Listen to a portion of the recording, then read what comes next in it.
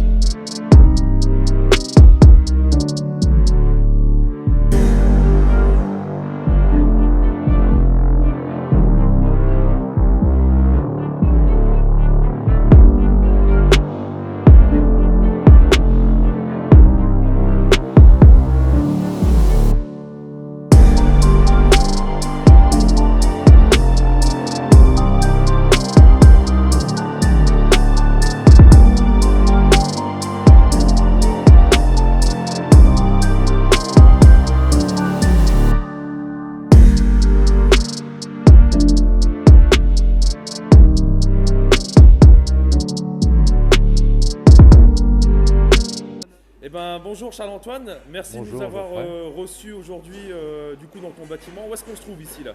On est sur la commune de Marèche et on est sur le lieu-dit Vut.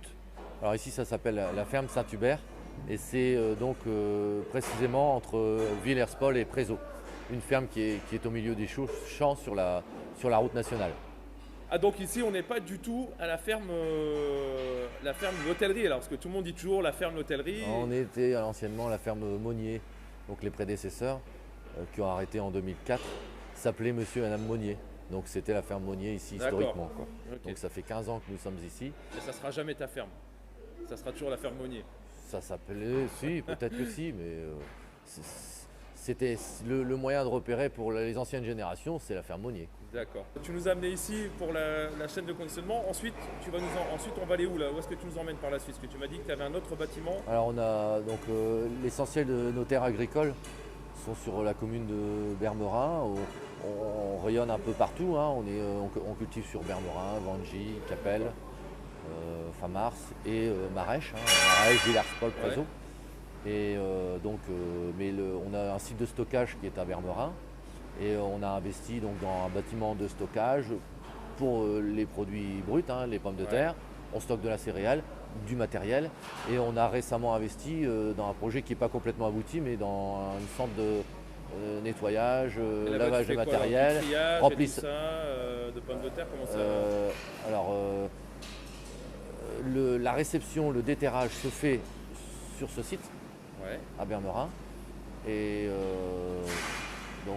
voilà, et en termes aussi de normes, on vient de faire, comme je disais, une station de lavage et remplissage de pulvérisateur pour être aux normes vis-à-vis de la législation future, quoi. Donc on a tout un bâtiment avec une dalle qui est dédiée à ça et qui est complet, quoi, qui fait 300 mètres carrés. En plus, tu anticipes déjà ce qui pour va l'avenir, arriver oui, parce qu'aujourd'hui, la réglementation vis-à-vis des phytos est de plus en plus exigeante et donc il faut se mettre dans les clous vis-à-vis du recyclage des fonds de cuve. Du nettoyage du matériel. On se rend pas compte, hein, Voilà. D'accord. Donc là, ensuite, on va finir dans les champs. Alors, donc on commence par On va finir par la dans mise les champs. en sac et on finira dans les champs. Ok. Voilà. Bon, là, on y va. Tu nous emmènes? On y va. Allez, c'est c'est parti.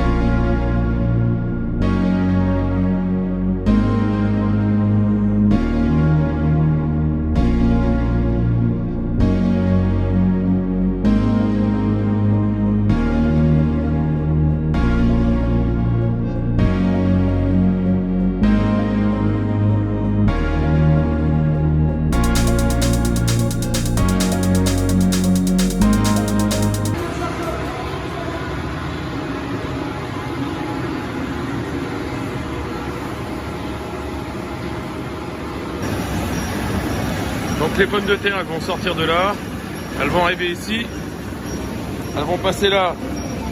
Dans un premier temps, on met la terre là, et ensuite on met les cailloux là. Et nous on a trouvé notre petit poste, il est là.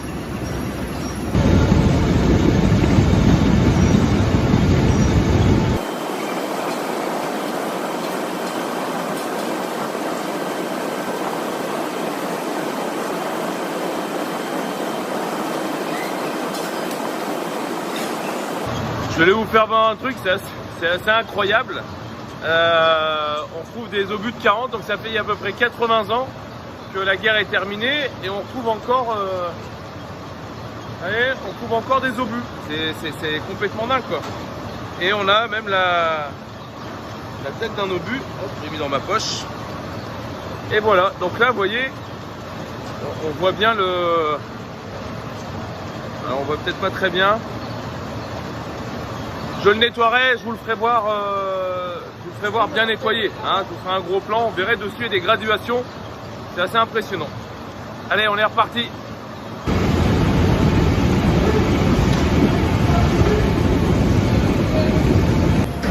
Louis-Paul l'hôtellerie. Donc toi, tu es un ami de Louis-Paul, le père de Charles-Antoine. Mais j'ai connu Charles-Antoine qui avait 2 ans. Hein. Ah ouais, d'accord, t'es un vieux de la vieille. Oui. Et t'habites J'ai où? appris à skier. Ah ouais. T'habites où? J'habitais Montrécourt, j'habite Valenciennes. Valenciennes, d'accord. Bon, ça va, et ça fait des années alors que tu viens faire ça avec eux. Ah oui, ça fait une dizaine d'années au moins. Ouais. Une dizaine d'années. Ah ouais. Ils ont commencé les pommes de terre, voilà. D'accord. C'est incroyable, on se rend pas compte de la logistique qu'il faut pour. Oui, j'ai même la tenue. Ouais, j'ai vu faire de l'hôtellerie, ouais, t'es bien vu quoi.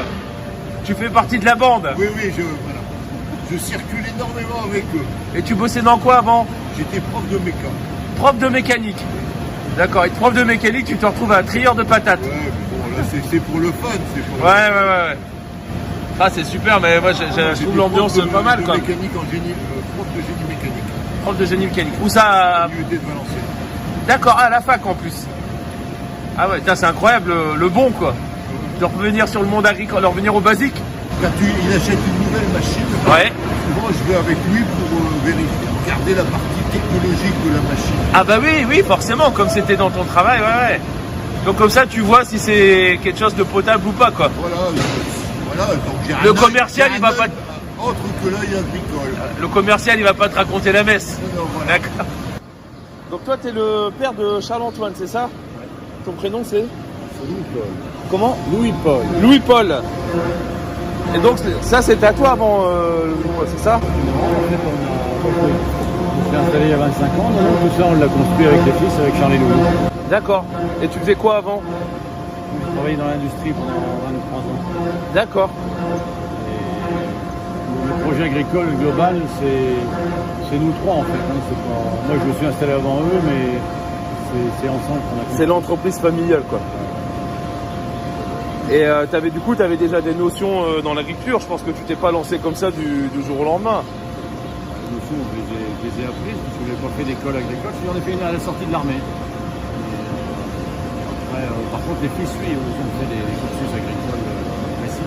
D'accord. Ça n'avait pas été mon cas, c'était pas la génération. Voilà. C'est pas suite à une affaire familiale. Hein. Vous avez construit de vos mains quoi. Vous êtes les pionniers de l'entreprise. Je pense que moi j'ai démarré, mais en fait les jeunes avaient 12-13 ans, donc ils se sont passionnés, on s'est passionnés ensemble. On l'a fait ensemble. Donc là, t'es en retraite en fait là. Ça, je vous le dirai quand on sera en retraite. Je suis trop jeune. Non, je suis pas en retraite. Non.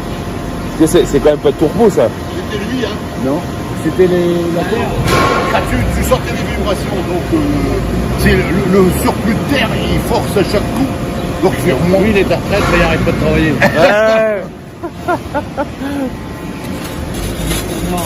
C'est pas un boulot de tourpeau quand même, hein, mine de rien, on se rend pas compte. Hein. C'est un boulot difficile et c'est beaucoup d'engagement financier, beaucoup de travail et beaucoup de prise de risque. Et c'est ça qui devient périlleux. Surtout il n'y a pas grande profession qui le ferait. Et en plus, ce qu'il faut dire, c'est qu'il faut des compétences. De toutes les limites. Ouais. Il faut être technicien, il faut être électricien, il faut être mécano, il faut être soudeur, il faut être meneur d'homme aussi, il faut être encadrement, et il faut faire le travail en plus. Ouais, c'est ce qu'on disait tout à l'heure, ça combine quand même plusieurs tafs. Hein, je veux dire, on ne mesure pas, mais c'est pas étonnant que historiquement en agriculture il y avait des talents cachés qui arrivaient quelquefois, qui faisaient des grandes carrières. Parce qu'il y a vraiment des pointures, et moi j'en connais, je connais des pointures. Mais l'agricole, il faut minimiser, parce que ça s'expose pas. Et puis non, la vision de l'agriculture française, ça doit toujours être un petit peu le petit paysan qui sont bérés, bon ok. Hein. Les effets de l'agriculteur, si c'est que conduire le 4x4 et le tracteur, c'est fini, les richesses. Tu développes la valeur ajoutée. en faisant un maximum de choses quand même. Sinon, tu fais le produit brut et tu donnes aux autres. En fait, t'es un intermédiaire, quoi. Ouais. Si t'es pas toi, c'est un autre. Ouais. Donc le métier est condamné à changer complètement si on se prend pas par la main. Alors je répète ce que nous on a organisé, mais le seul inconvénient de tout ça, c'est qu'il ne faut pas être tout seul. Il faut des associés. Et on rêve tous d'être tout seul, de gérer sa boutique tout seul. Mais en fait, c'est impossible. C'est impossible. Aujourd'hui, tu peux plus. Si, les gens y arrivent encore parce qu'ils ont la main-d'œuvre familiale et tout. Ah mais oui. ils font que l'intermédiaire de produits brut pour le donner aux autres. Ouais, c'est les entreprises familiales. Alors là, on ça- tient jusqu'au jour où ça tiendra plus. ça, Mais ça- c'est puissant, hein, mais les gens s'en rendent pas compte. Non, Et alors, non, parce qu'on voit juste le tracteur et puis on voit la patate dans l'assiette et on se dit Non, ça va, ils et sont puis, pas malheureux, quoi. Mais on voit pas tout. Là, il y a une donne qui va changer les choses, c'est l'investissement. Donc là, il a créé ça il y a 25 ans, c'est ça? Nous, notre ferme, il a repris ici en 96. Ah, donc c'est pas la ferme du grand-père, du grand-père, du Il n'y a grand-père. rien de nous. Il n'y a aucune terre ici. Ici, on a 20 hectares à Famars et 7 hectares à As, qui sont de famille. C'est D'accord. le restant. Vous Donc, êtes c'est des tout, pionniers, quoi. Ouais, on a eu des opportunités. C'est vrai qu'on a été pionniers. Puis ce qui s'est passé, c'est que mon père, il a toujours aimé ce métier-là. Il a travaillé à l'extérieur. Et il nous a fait le virus, mais bon, c'est pas faute des gens, on l'a fait ensemble. Et t'as un frangin aussi, c'est ça? Ouais, quand tu as vu tout à l'heure, il a fait partir Roger, il y avait un rendez-vous ici à 9h. Et il s'occupe de toute la commercialisation de là-bas. D'accord. Ouais, donc chacun a bien son domaine de prédilection. Moi, c'est la culture. Ouais. Je gère les exploitations de nous, du GAEC, C'est de énorme. 4 associés. C'est énorme. Ouais, c'est-à-dire qu'au nombre d'associés, ça nous permet d'avoir une capacité d'investissement immatériel. Oui, c'est conséquent. Mais comme je te le disais tout à l'heure, il y a énormément de matériel et pour ça, il faut. Ah oui, ah bah ouais. T'investis pas un truc sur 2 ans, quoi. T'amortis pas une machine sur 2 ans, quoi. Et puis, l'usage est tellement court que tu passes que par le volume. Ouais. Mais oui, on a une bonne exploitation. Alors, il faut du matériel en état, tout ça, ça se gère. Je t'avoue qu'on a pris de l'attitude depuis 5 ans, depuis le temps qu'il a développé son commerce. Ouais. Parce qu'on s'occupe de plus en plus des pommes de terre et de la distribution. Ouais. Donc ça nous demande du temps. Ah, mais du coup, Naturellement, comme tu limites les intermédiaires, tu t'y retrouves sur ta marge de bénéfice, quoi. On s'y Ouais. retrouve.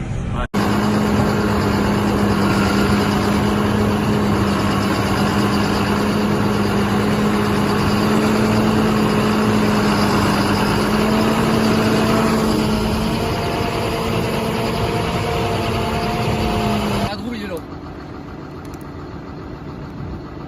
Ah bah alors si c'est pas ça, non mais en général on démarre.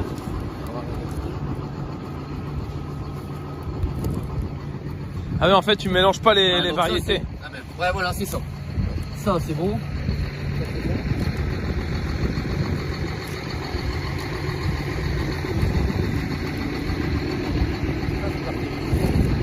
On part avec ça.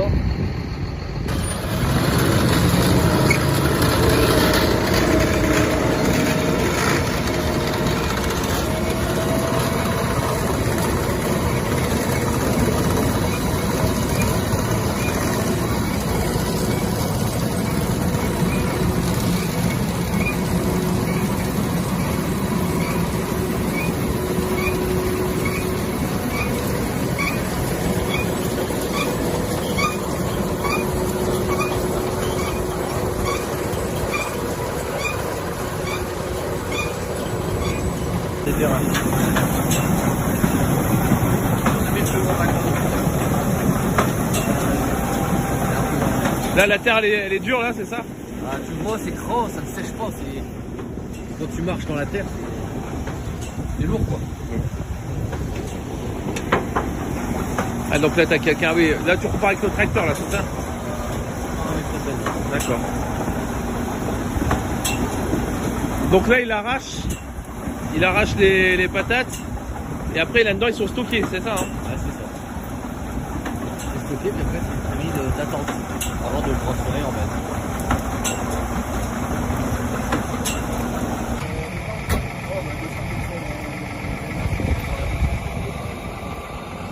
On s'arrête avant le jalon pour se faire relever. Allez, bonne chance! Ouais, merci. Eh ben, Charles-Antoine, avant qu'on se quitte, donc ici on est arrivé, on est chez toi, on vient de boire un petit café, hein, donc merci ça. pour ce petit cap pour se réchauffer un peu. Et avant qu'on se quitte, j'avais 2-3 quand même, je me posais la question, là, vous êtes au maximum de votre capacité, vous allez encore pouvoir vous développer, il y a encore des… Je pense qu'on est encore en croissance. On ne sait pas les pistes d'évolution, mais naturellement, on a investi pour augmenter les capacités de production, notamment d'emballage ou de conditionnement et de livraison.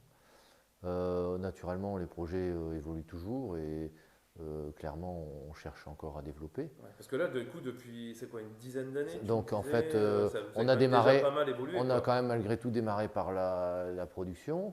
Hein, la ferme a évolué assez régulièrement et la clientèle a aussi progressé, notamment depuis 5 ans, hein, sérieusement.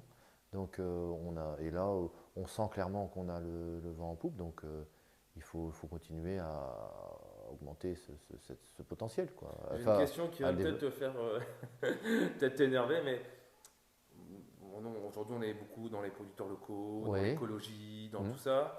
Et quand on achète une patate chez toi, est-ce que c'est une patate qui est sur-traitée? Non, alors est-ce que vous en mettez plein on est quand même, il faudra un certain temps pour en parler, mais d'un point de vue technique, on utilise quand même des OAD, des outils d'aide à la décision, qui permettent de déclencher des traitements. Donc c'est d'aller à l'optimum des risques et qui minimise le traitement. Voilà, c'est ça, en fonction des conditions climatiques. Du coup, tu me disais aussi tout à l'heure, parce que je pose la question là, mais tu m'avais déjà répondu, c'est pour qu'on puisse entendre.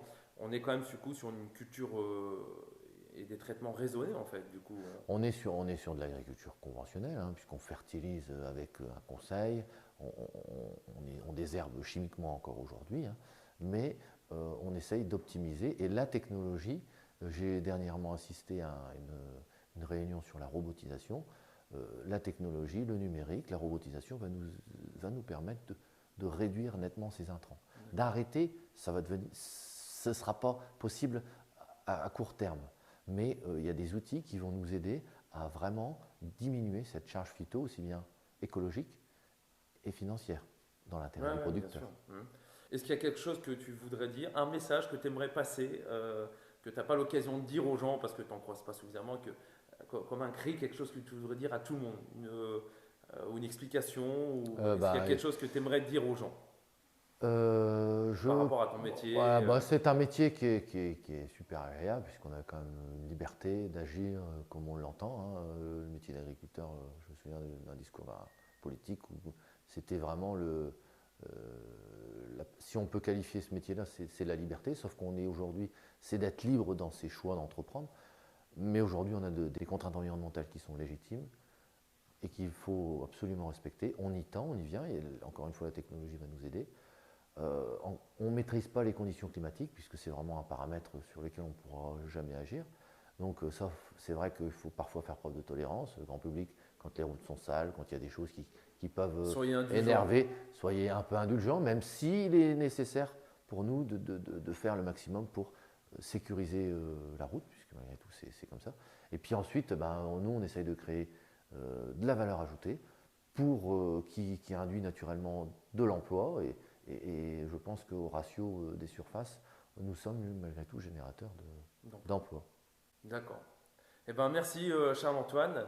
Si ça vous a plu, n'hésitez pas à nous faire un petit retour, un petit message en dessous pour nous dire oui, c'était bien, on aimerait bien voir ce genre de choses et tout ça. Et là, je vais vous abandonner. Charles-Antoine, merci beaucoup. Et puis nous, on aura l'occasion de se recroiser parce qu'on habite dans le même village. Hein, voilà. Et puis en même temps, ça vous permettra de découvrir le village de Marèche, hein, qui se trouve à 12 minutes du centre-ville de Valenciennes. Lorsqu'il n'y a pas de feu rouge, vous mettez du centre de Valenciennes à Marèche 12 minutes pour venir. Donc n'hésitez pas à venir à la rencontre de nos producteurs locaux. Ils seront enchantés de vous recevoir et de vous faire voir ce qu'est vraiment leur travail. Eh bien, merci à Justin qui a accepté gentiment de venir avec son drone pour nous faire quelques magnifiques vues, pour nous aider pour ce premier reportage. Et donc Justin, merci. Donc tu as créé ta boîte il n'y a pas longtemps, c'est ça? C'est ça. Donc la boîte en fait s'appelle Afi Group. On est spécialisé dans la formation et dans la captation d'images par les drones. Donc les images aériennes de tout type, donc photos et vidéos. On vous mettra le lien juste en dessous dans la description. N'hésitez pas si vous avez besoin. Vous allez voir, il maîtrise ça super bien. Et puis, si on peut aider les jeunes startups à se lancer, n'hésitez pas. En plus, c'est quelqu'un du cru, qui est du quercitain, donc offrons la chance aux jeunes. Merci beaucoup et je vous dis à bientôt.